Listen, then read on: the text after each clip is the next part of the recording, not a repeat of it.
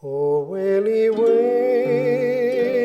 up the bank, and whaley, whaley down the brae, and whaley, whaley yon burnside, where I and my love want to gae.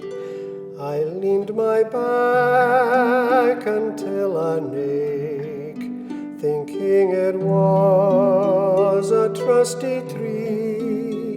But first it bent and syne it brak, say my true love did lie to me. Hello, everybody, and welcome to A Maker's Pilgrimage, a video podcast about contemplation, ecology, and the fiber arts. I am Aidan, the knitting monk, and I'm coming to you from a very cold and snowy Holy Cross Monastery in the Hudson Valley. A very special welcome to those of you who are joining us for the first time.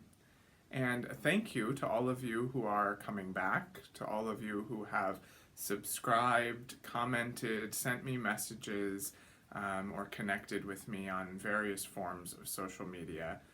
It's really wonderful to hear about you and your journey and to get to know you all a little bit as well. So thank you to all of you. You can find me on a variety of media. I'm on Instagram as Knitting Monk, and you'll see regular updates on my projects there. I'm also on Ravelry with the same name, Knitting Monk. We have a Ravelry group for this podcast, which is called A Maker's Pilgrimage, after the podcast. And there you'll find all of the show notes, discussions about the various themes from each episode. There's a thread on ecological knitting, and there's a giveaway going on right now. You'll have another day or so to enter that after this episode goes up. So check that out, because I'm going to do the drawing there on January 1st. That's for a copy of the book Slow Knitting. And there's also a fiber exchange on there where you can give away any fiber-related kind of things that you have, or you can receive from somebody else who's giving away. So a lot of good stuff on there. I also maintain a mostly weekly set of meditations, written meditations on contemplative Christian spirituality. You can find those at groundinginthespirit.wordpress.com. And you can read all about the community I'm a part of and our upcoming retreats at holycrossmonastery.com.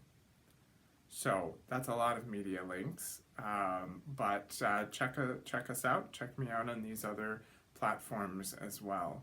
And please feel free to reach out, because I love to hear from folks, I really do. Today, I've got three things to talk about with you. There's our now monthly reminder on the dangers of perfectionism, a discussion about cost and affordability of materials and how to kind of balance cost and affordability with an ecologically minded way of life, and a discussion about waste, and then all of these kind of tied up together. So I'm just going to warn you right now that I'm not going to be talking about any knitting projects specifically on this podcast. The projects that I'm going to discuss are sewing projects, but the principles can be applied to any kind of making. So stay tuned for more on this. I really appreciate all of the positive feedback and some of the challenges too that I got on the last episode. I say challenges, they were really kind of mild challenges that I received. But I do want to talk about some of them just a little bit. So some of you a couple of folks were actually taken by my example of cable knitting as something to be mindful of our motivations. I think I was talking about being mindful of our motivations when we are engaged in the act of making. And I was giving the example of, for myself, of cable knitting, and knowing that if I put a picture of an intricately cabled sweater on Instagram, it's going to get like 10 times as many likes as a picture of a stockinette hat or something like that. And so there may be times when I want affirmation, so I post a picture of a cabled knitting project. And so I was using that as an example of just being mindful of my motivations and why I'm kind of doing what I'm doing. And several people actually commented and said, "Oh, please don't give up cable knitting. And if you love cable knitting, then you should knit with cables, you know." So I just wanted to take a moment to clarify that and to say, absolutely, if you love knitting cables, as you know that I do, knit cables, you know. If you love really deeply jewel-toned yarn, then knit with that kind of yarn. So that's all the way of saying that my goal in offering these reflections on contemplation, ecology, and the fiber arts, even when I say challenging things or offer critiques about our community in general, or about our nation, or about the way that we live in the Western world, or whatever the critiques may be, those critiques, first of all, come from a place of love. They come from loving the communities that I'm a part of, and also wanting us to live in a way that is healthier and freer and more life-giving for more people. But they also are not critiques that are meant to shame anybody. So I operate under the assumption that most of the time, 99.9% of us are just doing the best that we can do. And, you know, I try as much as possible to give the best interpretation to somebody's actions or words or choices. So even as I offer critiques or food for thought, they're first of all generally things that I've struggled with myself. And they're second of all just meant to be a springboard for for your thoughts, your critiques, your musings and practices, as well as my own. But they're certainly not meant to shame anybody or to shame myself. So I hope that they're not heard in that way. And there was some discussion on the Ravelry group, for instance, about really taking on a lot of new practices or new attitudes vis-a-vis ecological making. And I do want to caution with that. I mean, I think that's great, obviously. I'm trying to do that myself. I would love for everybody to be thinking in an ecologically centered way when it comes to our making. And at the same time, you know, we live within the realities that we live with. We have limited time, we have limited money, we have limited skills. You know, we live within a framework of limits, and I think it's really important that we're not too harsh on ourselves, and that we don't set up standards of perfection that we're not able to live up to, and then use that not living up to as a way to belittle or shame ourselves or other people. So just to give an example of that, you know, you've heard me talk about superwash wool and my decision not to work with superwash wool anymore. And I want to say that if I had children, if I had babies, you know, and I were a young father knitting for my children, I can almost guarantee you that I would choose to use superwash yarn, because to then add another step into what is already a hectic and stressful situation of having to hand wash all of my children's knitted items, I don't think that I would be up for that. And so, you know, if you find yourself in a similar situation, whatever it is, you know, maybe you don't have children, but you just really, really, really love the colors of dyeing that are possible with superwash wool, this is not a way to say you're bad or you whatever. Um, it's merely to encourage us to be more mindful in our choices, right? So I may choose at some point to use superwash wool, but I'm choosing to do that knowing what the effects are and choosing to make adjustments in other areas of my life that will in some way potentially offset that that choice. So that's the kind of thing that I mean. None of this is meant to lead us to be harder on ourselves or on other people. It's just the reflections here are meant to kind of spur more thoughtful use of materials and engagement with the making process. So remember that the perfect is the enemy of the good, right? The perfect is the enemy of the good. If I'm always striving for perfection, then I'm never going to be satisfied with what's good. Um, and the other slogan that I like to apply here is practice makes progress. You know, I'm not trying for perfection, I'm just trying for progress. And every choice that I make can lead me in that direction, but I'm never going to get it perfectly. So, and I say this as somebody who really struggles with perfectionism, so this is coming from my own experience here, absolutely. And then, sort of along those lines, actually,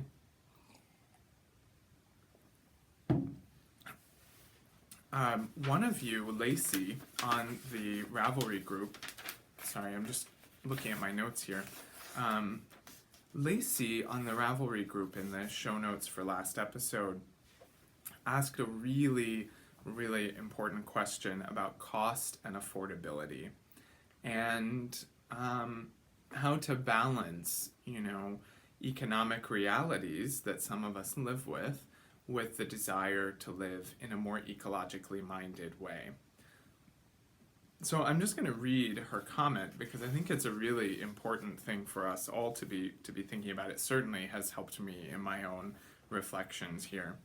She says, "Hi Aiden, I really appreciated what you had to say, and I completely agree about attempting to be more intentional and being less focused on the overconsumption. I wondered if you could give me your advice though. I would love to be more eco-conscious about what I knit with, but not to get too personal here, I don't have the funds to buy wool, or if I find some that's affordable, it's the sort where I have no idea where it's coming from, commercial brands like Knit Picks and others. I often knit with acrylic because that's what I can afford most of the time. If I had a choice, I would rather work with the homegrown local wool, but unfortunately, it's more than I could comfortably afford. Is there perhaps another way that I could knit in a more eco-conscious way that might be an option available to me? I keep trying to think of something but haven't had any luck. Thank you." So thank you, Lacey, for asking that question. I've gotten similar questions from some other folks and similar thoughts from some other folks. If this question really strikes a chord in you, then I would encourage you to check out the show notes for episode 7 because several of us replied directly to Lacey's question and you'll find a lot of ideas there. But I do want to talk about the whole balance of cost and affordability and eco-consciousness because there really it can be a complicated thing to kind of untangle the threads that are there. And one thing that immediately came to mind is that one of the very sad and terrible parts about the way that we have structured our society, at least here in America, and I can't speak to the rest of the world necessarily, but people who are poor or poorer often, actually in almost every situation, have burdens that are compounded on top of one another so that it's not just a lack of money, but it's also a lack of access to clean water to healthy foods to materials that are not toxic to a person or to the planet. So it's not just that we take money away from people who are at the bottom of the socioeconomic ladder, but then we also add on top of that that we don't that in poor neighborhoods oftentimes there aren't even grocery stores where you could buy fresh produce. They're what's called food deserts. So you may only have access to fast food in your neighborhood if you're someone who's living in poverty in this country. Your children are going to be drinking water that has lead in it, so that they're getting poisoned with lead poisoning. It's things like that, and it's really, it just makes the economic situation in this country even more catastrophic for people who are poor. So the really terrible fact is that the wealthier you are, the more you have the privilege to be economically and to be ecologically conscious. And so things like eating organic or going green or farm to table or slow food or slow making are often another brand that's applied to sell things to rich people, rather than being a way of life that's available to all of us to live in a way that's more engaged. So that's the first thing I want to say about cost and affordability. That being said, what is ecologically conscious choices are oftentimes also economically conscious. And so I do want to offer some practical thoughts about how we can live in ways that are both economically and ecologically sound. But first, I also want to talk about some spiritual practices that may not be as obvious as some of the practical, but I think actually in the long term lend themselves to a whole way of life that is more ecologically conscious. So here are some spiritual practices for ecological living. Living that is in touch with the whole earth. And these are things that I do myself. These are practices that I have tried and come up with for myself, and I offer them to you as a possibility, something that you might want to think about. So one of them is to put boundaries on your media consumption. Now, this may not be immediately obvious how this applies to an ecological lifestyle, but it really is. So all of media, essentially, maybe not all of media, but a lot of media is driven by advertising. And advertising is driven by the need to get people to buy more things, to consume more, which means that advertising and therefore media are really grounded on tapping into our natural human restlessness. Now, this is a spiritual issue here. Ronald Rolheiser, who wrote the book The Holy Longing, he argues that desire is the fuel of the spiritual life, which I totally buy. And he says that all that spirituality is what we do with our desire. So if you choose to drink your desire away and you're an alcoholic, then alcoholism is a spirituality that you are living. If you're addicted to shopping, then shopping is your spirituality. So spirituality is all about how we channel our desire, that we human beings are naturally restless creatures. We desire more. We want more than we have. We want to be more than we are. We want to join in union with other people. It's desire that leads us to form intimate partnerships. It's desire that leads us into deep friendships. It's desire that leads us into religious communities. That's desire that leads us to make and create and garden and walk in the woods and all of those things. It's also desire met in an unhealthy way that leads us into addictions and overconsumption and overeating and overspending, drinking, gambling, sex, whatever it is that we're addicted to. And we all have those unhealthy ways of calming the restlessness within. So advertisers are very keen psychologists and have picked up on this restlessness that we all have. And they tap into our restlessness to get us to buy more stuff. And the media, whether it's news media or television companies or movies or social media applications, games, etc., have also all picked up on this and are driven by advertising. And I will actually post an article in the show notes for this episode from The Guardian, which is a British newspaper.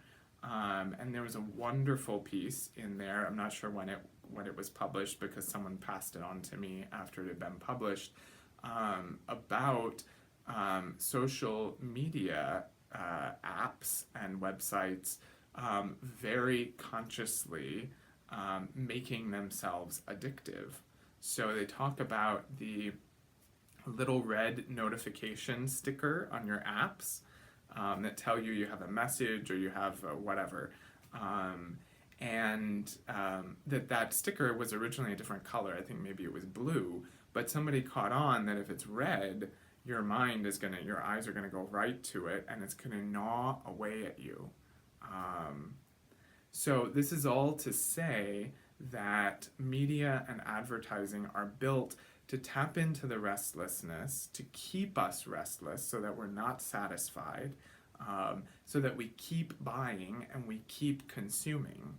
So by putting limits on our availability to media, we begin to carve out time in our lives that's not open to that kind of addictive, restless stirring up within us.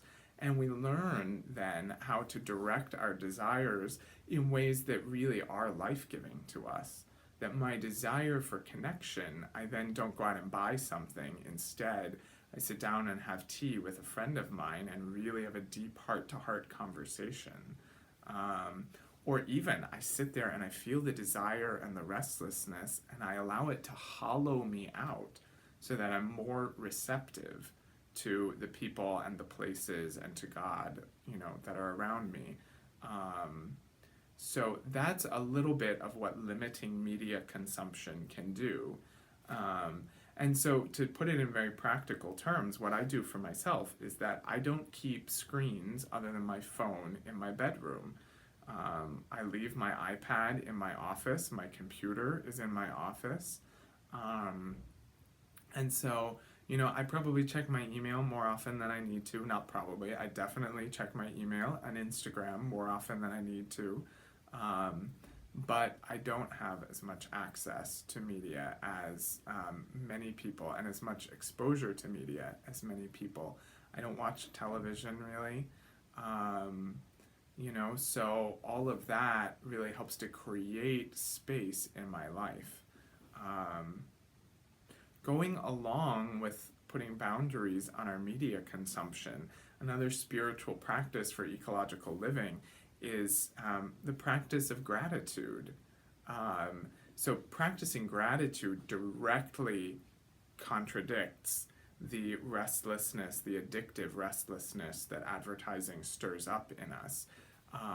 Instead of saying, oh, my life would be complete if I had X, Y, or Z, to look at my life and to say, what do I have that I'm grateful for now? So I was talking about gratitude and a practice of gratitude, and I just paused to find this quotation.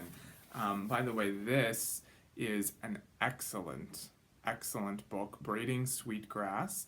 Indigenous Wisdom, Scientific Knowledge, and the Teachings of Plants by Robin Wall Kimmerer. And one of my viewers, one of you all, sent this to me, so I'm very grateful for that as well. It's an excellent book.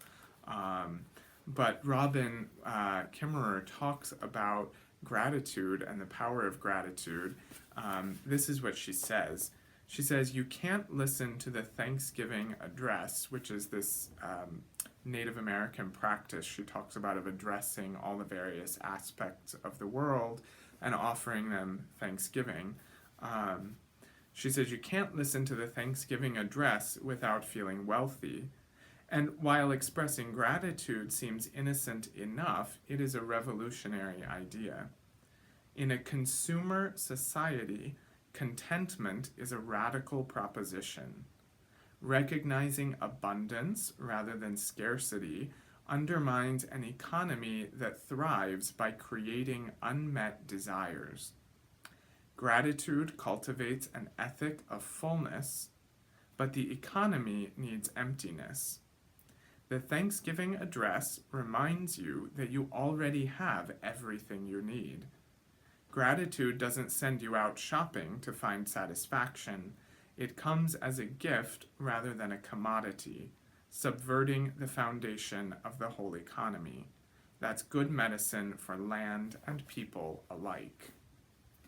So, really, practicing gratitude goes hand in hand with limiting our media consumption and putting boundaries around media consumption. Along with that, spending more time in nature is of necessity going to, or by its very nature, going to help develop in us an ecological awareness and relationship. Robin Wall Kimmerer, again, in another part of the book, she's a professor of ecology, and she talks about teaching an intro botany class each year, and she said that she would have the first row of people in the lecture hall were all very excited and eager and raised their hands to ask about everything, and the rest of the people in the class were just kind of asleep through the thing. And she figured out through trial and error and asking questions that the people in the front row were people who had grown up gardening with their parents, and the rest of the class had not done that. And so she now, as a part of that introductory class, the class grows a garden together. And it's really hard, and I can tell you from my own experience, it's impossible to put a seed in the ground and water it and watch it come up and not be dumbfounded with wonder. It changed my whole life to start gardening. And that really has been, is an incredible spiritual awakening for me. And so I would really encourage anybody who wants to develop an ecological awareness to plant a garden, to go outside, to walk in the woods. And the wonder and the love will come naturally then. Because you can't begin to be in relationship to the earth without actually being in relationship.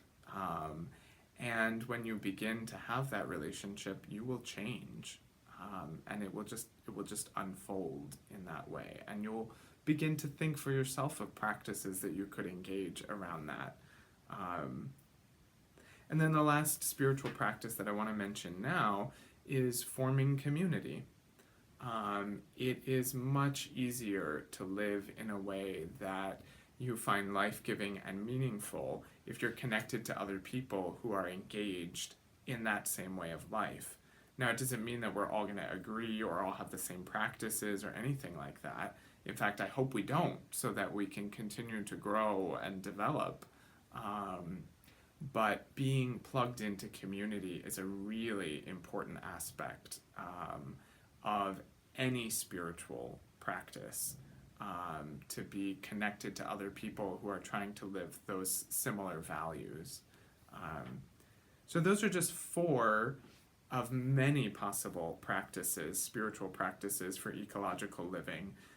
Again, that's putting boundaries on our media consumption, practicing gratitude, spending time in nature, and forming community.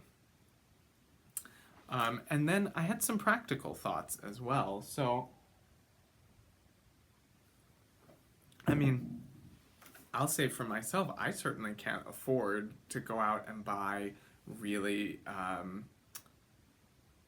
yarn from the farm down the road from me. I can't afford that much of the time. The closest farm to me, um, the shepherd there sells her yarn for $30 a skein. Now it's really beautiful yarn, but the only time I have bought that yarn was when somebody gave me a gift certificate to her shop. Um, so, I recognize that it can be really prohibitively expensive to buy yarn that you know where it came from, you know the farm, you know the shepherd, you know the sheep, and you feel really good about the practices. Um, but we can all make small choices, practical choices to make in an ecologically minded way. Um, so the first thing on my list is to do what you can afford to do.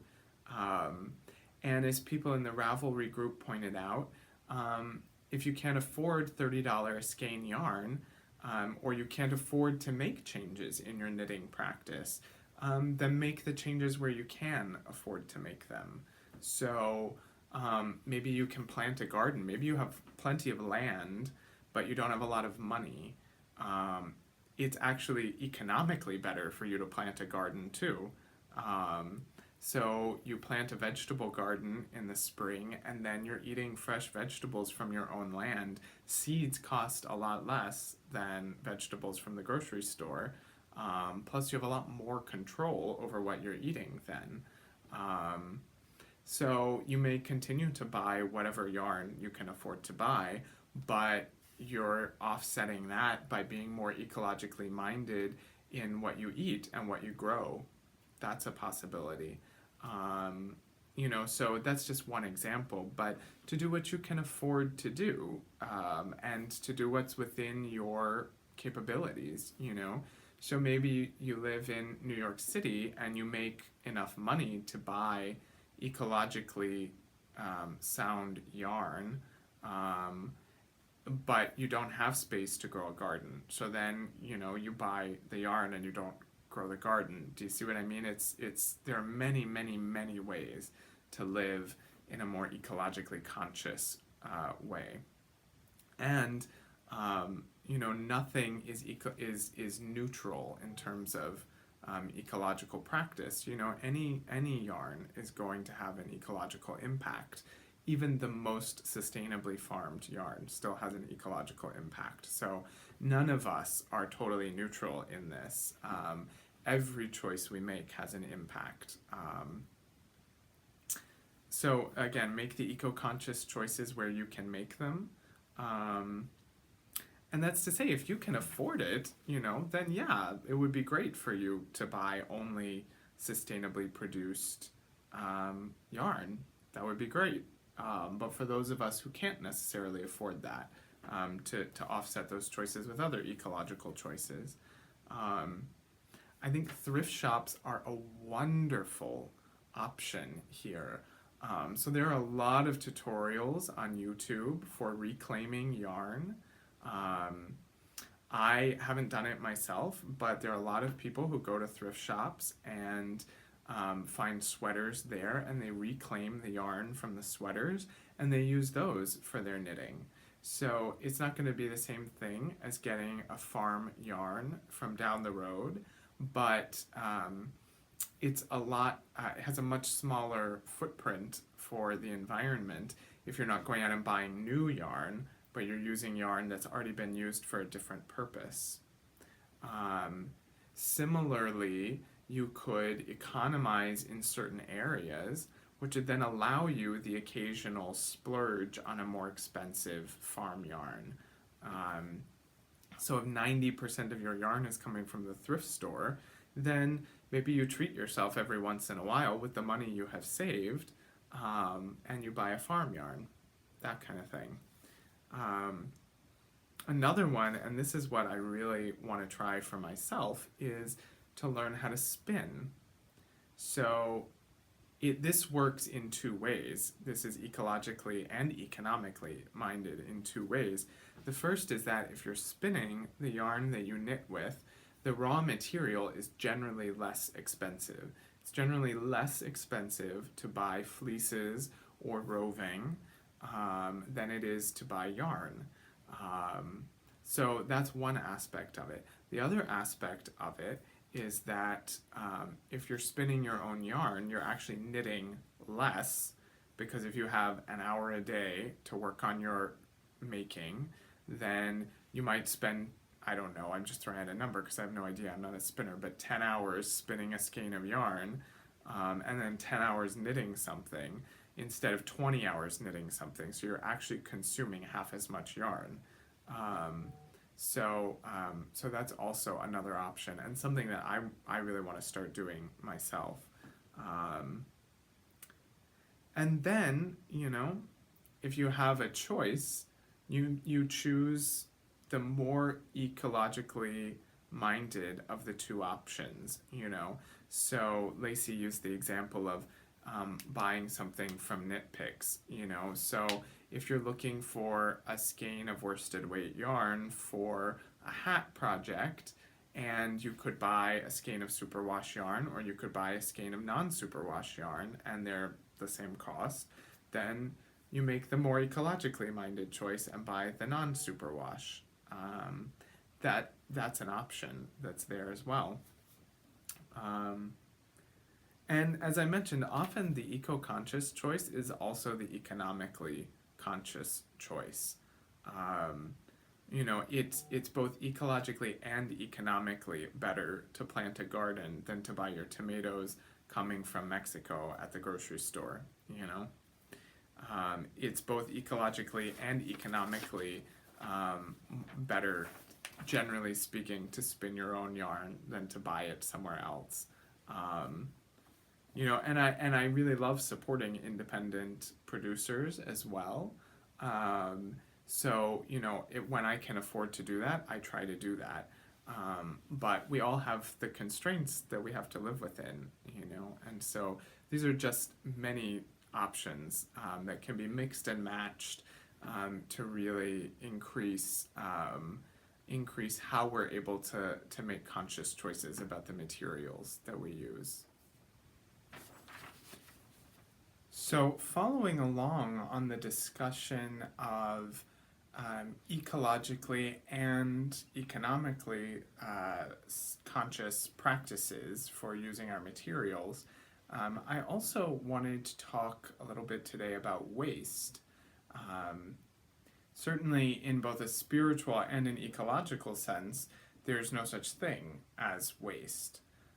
If you think about it, in nature, everything, all organic material, is broken down to create the stuff that gives life to everything that comes after it, right? So the leaves on the trees fall and they create this very rich, decaying matter that then feeds the soil and everything that grows in it in the forest. And the same is true of our spiritual lives as well. All of those parts of our lives that feel painful or broken or out of sorts, all of those experiences that we wish we hadn't had, are the very kind of compost of our spiritual lives. And just like natural compost, they have to be broken down, we have to process them, and then those experiences are a rich, growing material for our spiritual lives. I like to think of the saints in this regard, and oftentimes saints in the Christian framework are regarded for particular virtues. But what strikes me is that I sort of wonder if the virtue they're known for is not something that they had naturally, but something that they came to through a lifetime of struggle and working to kind of integrate broken parts of themselves. So, for instance, Saint Aidan, whose name I took at my monastic profession, is known for his gentleness. Um, and I often wonder if he was really like kind of a harsh and angry person at one point in his life. And it was through struggling with his own anger and his own harshness that he was able to integrate those, and a new gentleness and humility was born from that integration. Um, Similarly, with Augustine, who's really known for his passionate love of God. Um, and, if you read his confessions, you know that he really, really, really struggled with intimacy and love and sexuality his whole life. Um, and he also wrote some of the most beautiful love poetry that we have. So, that's all to say that in the spiritual life as well, there's nothing that goes to waste. Um, so I've been really thinking about waste recently from those two points of view, and then also being really inspired by some people on Instagram as to how to begin to reduce my own waste and to look at the parts of my fiber arts life that I would have thought of as waste before as actually raw material for something beautiful. Um, so I wanted to share a particular project with you that I've done that with. But before I do that, I had just a couple of more points about waste that I've written down here that I want to talk about. So, in terms of the spiritual sense of waste, there's also this urge to embrace what frightens us, and this sense that you can't numb one particular feeling without numbing all feeling. So you're either alive or you're not alive. And to be alive means to feel the fullness of life. And to realize that actually, like going into, if your heart's broken, for instance, going into your broken heart, you could blossom from that experience. The Buddhist Charlotte Joko Beck talks about this sense of on the withered branch a flower blooms. And I just love that image, that what we thought was dead is actually full of the material of life. So how to connect that to the fiber arts practice as well. One person that I've really been following lately has been Katrina Rodebach. I hope I said that right. It's Katrine, sorry, Katrina Rodabaughh. You can see that. I'm going to put it right down here. But she is doing this thing for 2018 called Make, Mend, Thrift, where everything that all the textiles that she wears will either be made, she will either make them herself, she will mend them, or she will get them from the thrift store. And so I'm trying to do something similar. I'm not going to say absolutely everything, but that's going to be one of my goals, is to make, mend, or thrift the textiles that I'm using. And so I've also been thinking about, going to the thrift store and buying clothing there that I can use as fabric for other projects. But I wanted to start by doing that at home. So I had this wonderful old shirt that I just loved, and it was 2 sizes too big for me, and it was given to me, handed down, but it was just so comfortable. Like everybody has that shirt that you just love, but it was all frayed around the edges and coming apart, and I looked at it and I thought initially of just throwing it away because it was too frayed to wear. And then I started looking at this make, mend, thrift business and started to think about waste. And I realized there's probably enough fabric in this shirt that I could turn it into a new shirt. So I pulled out the Merchant and Mills t-shirt pattern that I was the first garment that I made several months ago, and cut up the shirt and turned it into a t-shirt. So I'm going to post a couple of pictures here of the before, so that and the after, so that you can see what it looked like. It's too cold for me to wear it today. It's like 10 degrees here in the Hudson Valley with lots of snow. So I'm wearing my woolens. But in the pictures, you'll be able to see the transformation of this shirt. So here they are.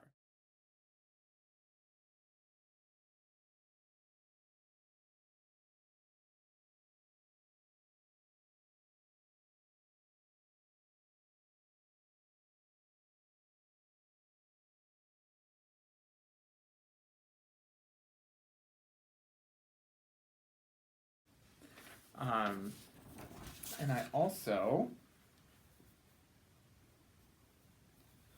can just show you right here too. I mean, this gives you another sense of it. Ooh, pull it back here. Um,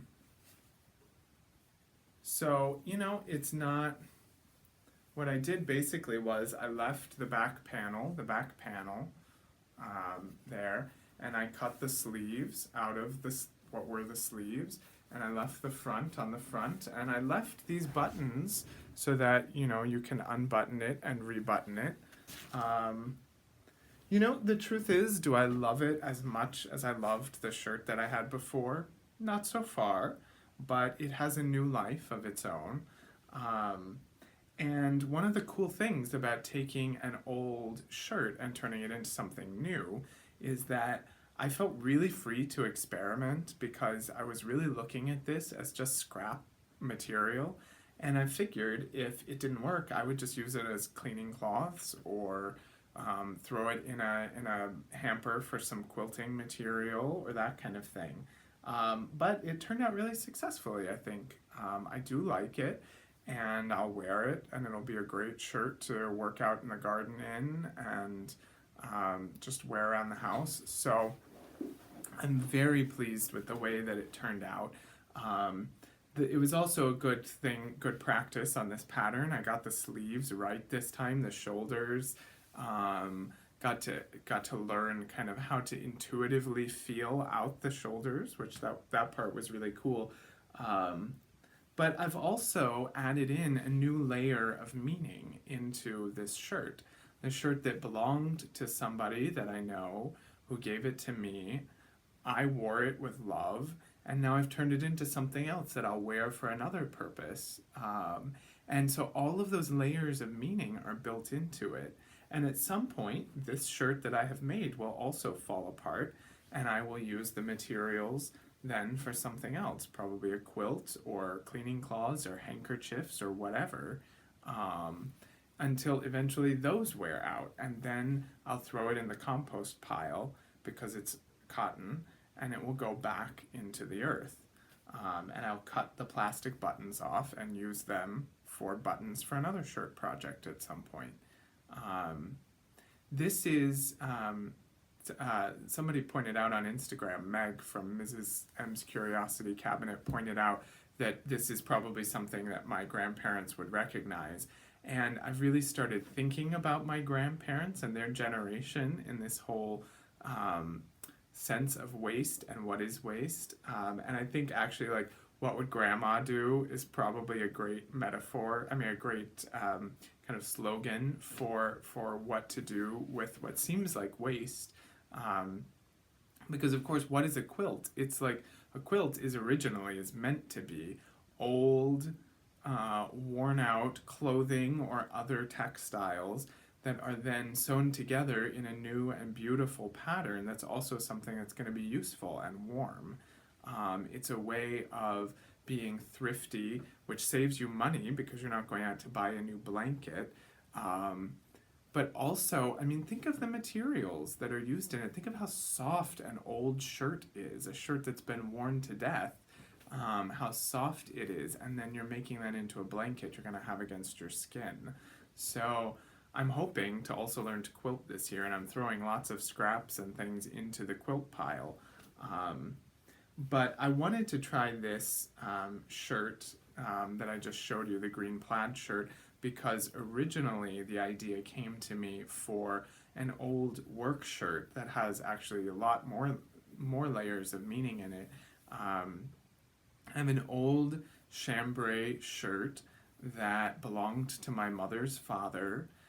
It's probably 40 or 50 years old at this point. He wore it for years. And when he died, my mom took it because she loved it. And several years ago, I took it from her, and I have worn it as a work shirt in the garden. It also is a couple sizes too big for me, but it's perfect for working out in the garden. Um, and it's also really was coming apart at the seams, quite literally. And so I had initially thought of using that shirt for the t-shirt pattern.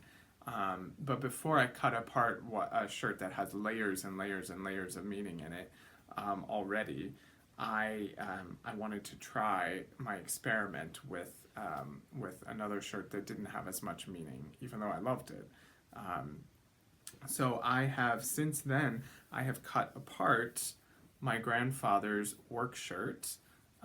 This is the collar, obviously. We have a cuff here.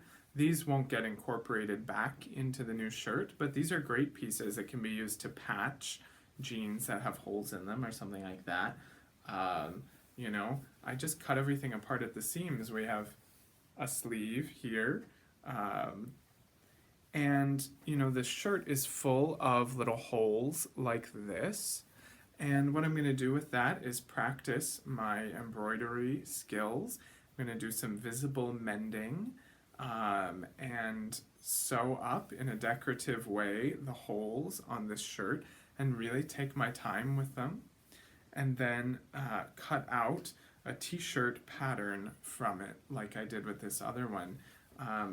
The problem, and see, this is where I'm finding there's so much creativity involved in remaking clothes like this, because the problem is that because of the way this shirt was constructed originally, when I cut it apart, there's not actually enough fabric lengthwise. There's plenty of fabric widthwise, but there's not enough fabric lengthwise to cut out the pattern pieces with the proper seam allowances.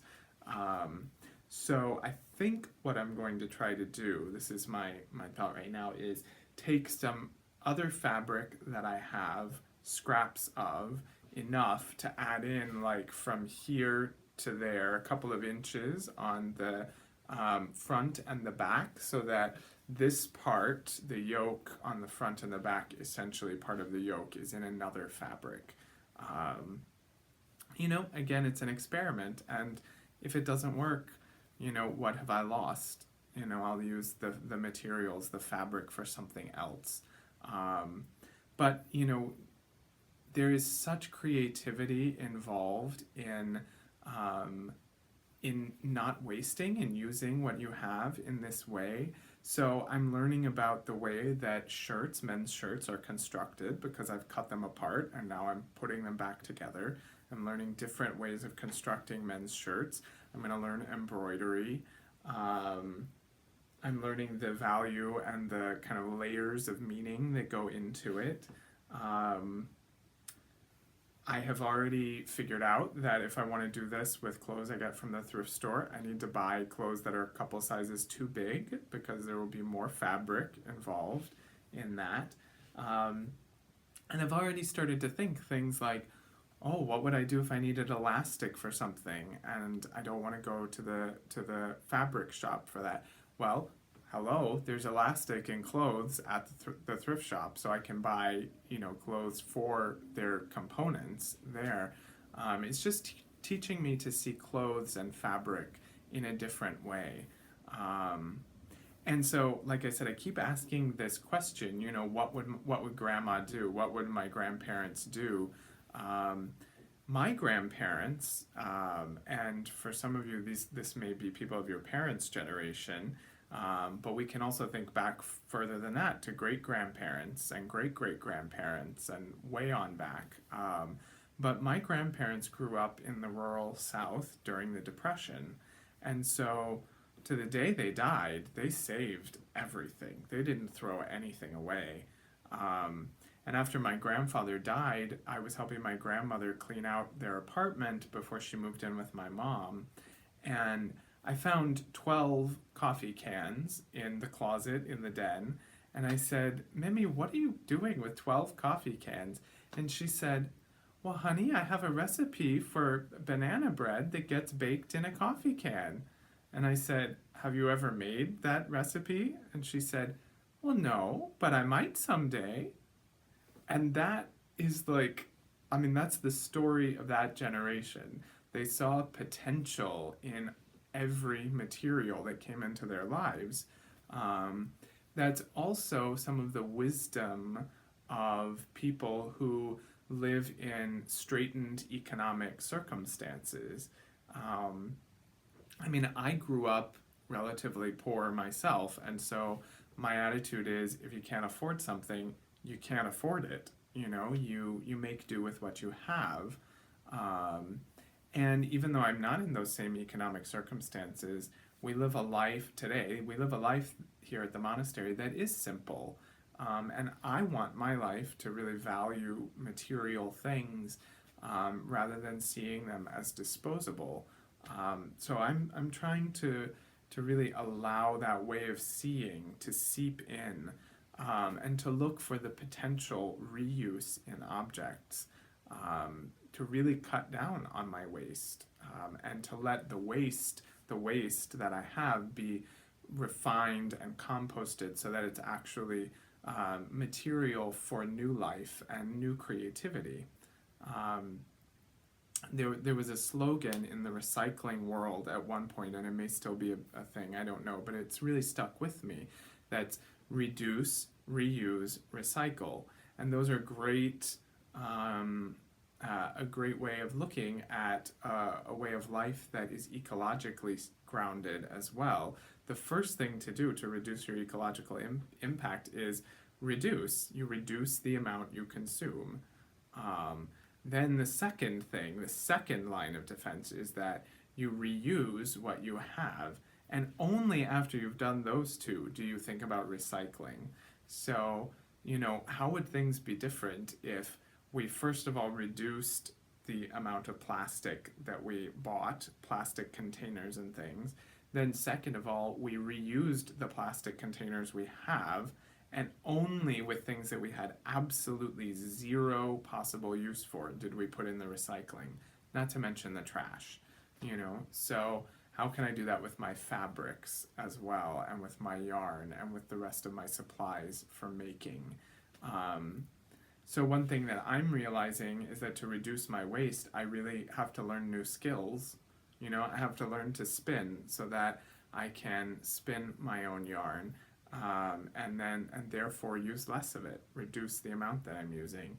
I need to learn to quilt so that when clothing wears out beyond what I can remake into another piece of clothing, or the scraps that I have left over from various projects, they can be put into service as a quilt. I need to learn embroidery and visible mending so that I can mend the clothes I have rather than throwing them away when they get a hole in them. And then I can add another layer of meaning into them. So those are some of the skills that I'm realizing I would like to learn in the next year.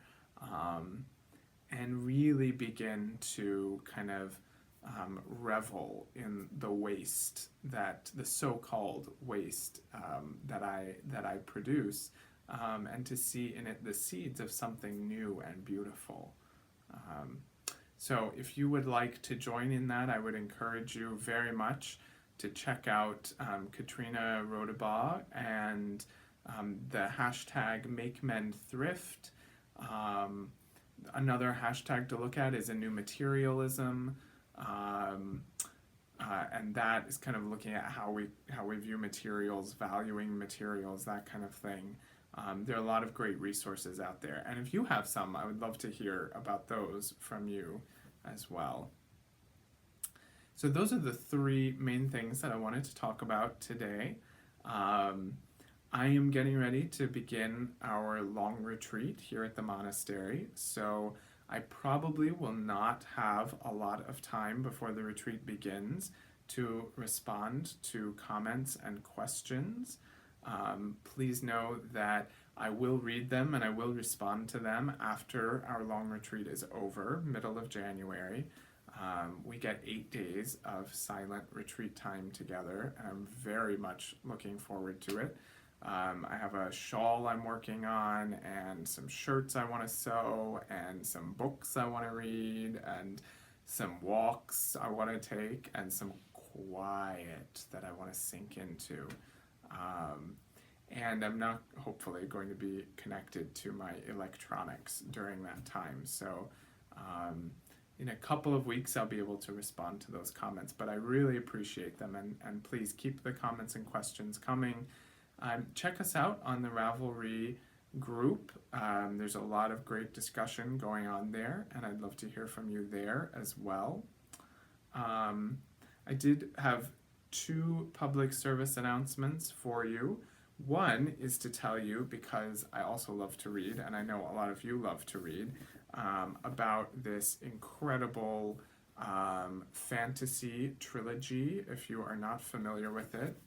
This is book 2 of the Broken Earth trilogy by N.K. Jemisin. The second one is called The Obelisk Gate.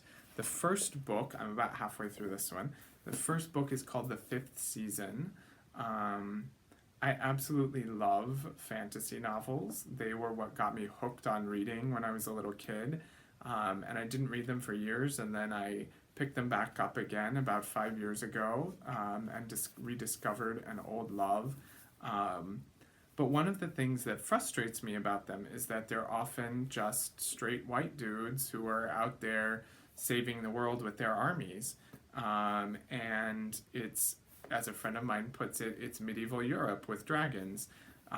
Whereas if we're really imagining a new world, why don't we reimagine it? So N.K. Jemisin is really wonderful, and so is this series. All of the main characters are people of color. They're mostly all women, and there are a lot of queer people as well. So, and then just the whole fantasy world that she creates is really out of the ordinary. It's not like medieval Europe at all. She's totally rethought everything. So it's really original. And this series has a lot of ecological commentary in it as well. So if you're into that kind of thing at all, I highly recommend that you check it out. And I'd love to hear what you think about it too. And I will, by the next time I'm on here, I'm sure I'll have finished book 2 and book 3 of this series. So that's public service announcement number 1. And the second one is I wanted to let you know again about my upcoming retreats for 2018 here at the monastery. The first one is a retreat called Seeking Christ. It's about engaging our sexuality with our spirituality as a tool for our spirituality. So that retreat is coming up at the end of January, January 30th to February 2nd. And when I was talking about desire earlier, that's the first piece of that whole retreat, is we start with our desire and what are our desires and how do they lead us into relationship with God. In April, and I know several of you have signed up for this because you let me know, I am leading a retreat called A Maker's Pilgrimage, April 4th to 6th, also here at the monastery. These are all here at the monastery. And in that retreat, we are going to look at using our practice of making as a spiritual tool to move us deeper into the spiritual life. Then I have 3 garden retreats coming up. The first is May 1st to 4th. The second is June 26th to 29th. And the third is October 23rd to 26th. And so those will be 3 days where there's not no retreat talks involved or anything like that. We're just out working in the garden. together, and just having a good time, getting our hands dirty, covered in dirt and compost, and clearing out beds and planting beds and weeding and all those great things that we get to do in the garden. And then last but not least is the Prayerful Stitches Retreat, which takes place October 18th to the 21st. And that retreat is going to be focused on contemplative ecology, and stitchers of all kinds, needleworkers of all kinds are invited. And we will spend the Saturday of that retreat at the New York Sheep and Wolf Festival in Rhinebeck. So you can find information for all of these on the Ravelry group. There is a special thread there for the retreats that I'm leading. And if you have any questions, please be in touch with me. I'd love to see you all at these retreats. So that is what I have for you today. I hope you have had a wonderful Christmas time if you celebrate Christmas, that you are enjoying your making, and I wish you a thoughtful new year, full of new and deeper life. Until we meet again, happy making. Trusty tree, but first it bent and signed brake, say my true love did lie to me. Oh, wherefore should I busk my heed, and wherefore should I comb my hair? For my true love has me forsook, and says he'll never love me more. 'Tis no the frost that freezes weal, nor blowing snows in clemency. 'Tis no sick cold that makes me weep, but my love's heart's grown cold to me.